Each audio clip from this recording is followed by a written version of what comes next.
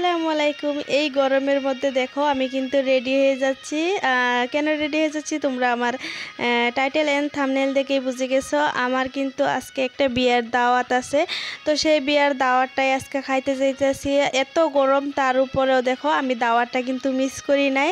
কেননা কি আর বলবো তোমাদেরকে, আমি কিন্তু মানে কি বলবো, বিয়ের দাওয়াত যদি পাই, বিয়ে কিংবা কোনো একটা পার্টির অনুষ্ঠান হলে যদি আমাকে কেউ দাওয়াত দেয়, তোমাদের দাদাভাই কিন্তু যেতে না চাইলেও আমি জোর জবরদস্তি করে ওকে নিয়ে যাই। কেননা আমার কোনো সার্টিতে গেলে, বিয়ার দাওয়াতে সাথে গেলে আমার কিন্তু খুব ভাল লাগে। তার জন্য কিন্তু তাকে আমি জোর জবরদস্তি করে মানে লয়ে যাই।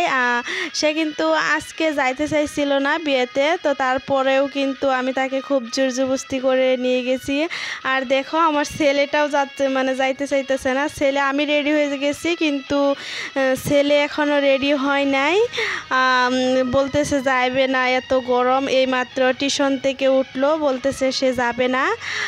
তারপরেও কিন্তু আর বিয়েটা মানে কি বেশি দূরে না, আমাদেরই পাশে, তার জন্যই মানে আমি রেডি হয়ে গেছি। আর ছেলেকেও বলতেছি রেডি হইতে, কিন্তু ছেলে তো আমার সাথে একদমই রেডি হয় নাই। তারপরে তোমাদের দাদাভাই মানে ঘরে এসে পরে রেডি করিয়ে দিয়েছিল। আর এই যে দেখো আমরা কিন্তু সবাই মানে রেডি হয়ে বের হয়ে গেছি। তো এখানে মানে রাস্তার মধ্যে খুব আন্ধার, তো তাই মানে বাসছে না। তো রেডি হয়ে বের হয়ে মানে একদম বিয়েতে চলে গেছি। আর গিয়ে প্রথমে আগে মানে বউকে গিফটটা দিয়ে তারপরে ভাত খেয়ে নিয়েছি। কেননা বরযাত্রী আওয়ার সময় হয়ে গেছে, তাই মানে বলছিল জলদি জলদি মানে খাবার দাবারটা শেষ করে নিতে। আর আমরা যাইতে অল্প লেটই হয়ে গেছে, কেননা ছেলেকে টিউশন করে তারপরেই কিন্তু গিয়েছিলাম। তো মানে যাইতে যাইতে অল্প একটু লেটই হয়ে গেছে, আর বরযাত্রী আওয়ার সময় হয়ে গেছে। তো তার জন্য আগেই মানে বউকে গিফটটা দিয়ে তারপরে ভাত খেয়ে নিলাম। ছবি টবি কিচ্ছুই উঠাই নাই, আগে মানে খাওয়ার জন্য ডাকতেছিল, তো আগে খাওয়া দাওয়াটা করে নিতেছিলাম। আর আমি এদিকে বসেছি, আমার পাশে দুইটা ম্যাডাম বসেছে, তাদেরকেও তোমাকে দেখাবো। আর এই যে ওয়েটারগুলোকে দেখাইতেছিলাম, এই যে দেখো ম্যাডাম, ওই যে এক ম্যাডাম বসছে, তোমাদেরকে হাই দিল। আর এই যে পাশে আরেকজন ম্যাডাম। তোমাদের দাদাভাই কিন্তু আমার সাথে বসে নাই, মানে কি আমরা এখানে মানে আমরা লেডিস এখানে বসেছি, আর তোমাদের দাদাভাই কিন্তু ওই দিক দিয়ে বসেছে। তোমাদের দেখাই দিচ্ছে, এই যে দেখো তোমাদের দাদাভাই ছেলে আর মানে ও ওখানে বসেছে, আর আমরা এখানে বসেছিলাম।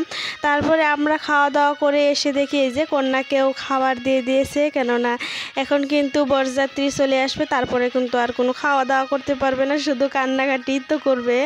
আর আজকাল মেয়েরা তেমন কান্নাকাটি করে না, এমনিই বললাম, এখন আগের মতো আর কান্নাকাটি করে না। তো এখানে সবাই বসে খাচ্ছিল, আর আমি যে ভিডিও করতেছি মেয়েটা ভাবছিল যে আমি কিন্তু মানে ফটো তুলতেছি, সে পোজ দিতেছিল। আর দেখো বিয়েবাড়ি পুরোই ফাঁকা, এখন কিন্তু মানে বরযাত্রী আসার টাইম। যারা মানে মেয়ে পক্ষর অতিথি যারা আসছিল তারা কিন্তু সবাই চলে গেছে, আর এখন শুধুমাত্র বরযাত্রী আওয়ার টাইম। তো বরযাত্রী আসবে বলে অনেক টাইম আমি মানে খাওয়া দাওয়ার করেও বসেছিলাম। আর তার মধ্যে দেখা হয় যে একজন ম্যাডাম বলতেছে তার হিজাবটা খুলে গেছে, তার হিজাবটা লাগিয়ে দিতে বলতেছে। তো আমার মাথার হিজাব থেকে বলল যে আমাকেও আপনার মতো হিজাবটা করে দেন, কিন্তু দুঃখের বিষয় তার কাছে কোনো পিনই নাই, আর সেও কিন্তু পিন সাথে করে আনে নাই। তো একটা পিন দিয়েই তারপরে কিন্তু আমি হিজাবটা তাকে লাগিয়ে দিচ্ছিলাম। একটা পিন দিয়ে কি আর হিজাব ভালো করে হয় নাকি? তো মানে যেন তেন করে একটু মানে আগের থেকে একটু ভালো করে মানে আমি পরে হিজাবটা লাগিয়ে দিয়েছি। আর এদিকে মানে আমি ক্যামেরাটা ওর ওই যে আরেকটা ম্যাডাম দেখতে পাচ্ছিলাম, ওই ম্যাডামকে দিয়েছিলাম, সে এভাবে ক্যামেরাটাকে মানে নাড়াচাড়া করছিল, তার জন্য কিন্তু বেশি একটা ভালো হয় নাই। আর বিয়েটা হচ্ছে আমাদেরই এখানে, বেশি মানে দূরে না, আমাদেরই পাড়ারই প্রতিবেশী। আমার ওই যে কন্যাটা যে ও আমার ননদ হয়, মামা শ্বশুরের মেয়ে। তো বিয়েটা তেমন মানে বেশি বড় অনুষ্ঠান হয় নাই। তারপরে কিন্তু আমি তোমাদের দাদাভাই সবাই মিলে ছবি টবি তুলে নিচ্ছি। আমি কিন্তু আগেও আরও ছবি তুলেছি। তোমার দাদাভাইয়ের মোবাইলটা তারপরে কয়েকটা ছবি উঠিয়ে দিয়েছে। আর এই যে ফারদিন আমাকে বলতেছে মা মোবাইলটা দেও একটু, আমি বসে বসে দেখি।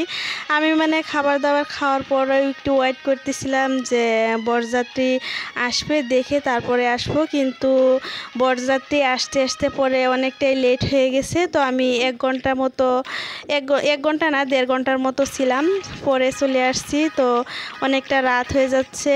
ছেলের স্কুল আবার সকাল থেকে, আবার ছেলের স্কুল 7টার মধ্যে ছেলের স্কুল আছে। তো আমাকে কিন্তু ঘুম থেকে 5টার মধ্যে উঠে যেতে হয়, তাই আমি 10:30টার মধ্যে চলে আসছিলাম। তারপরে কিন্তু আমি রেডি হয়ে মানে কাপড় চাপড় খুলে তারপরে ফ্রেশ হয়ে রাতের ক্রিমটা লাগিয়ে এখন আমি মানে শুয়ে পড়বো। তো আজকের মতো ভিডিওটা এই ভিতরেই ছিল। কেমন হয়েছে কমেন্টে বলবে।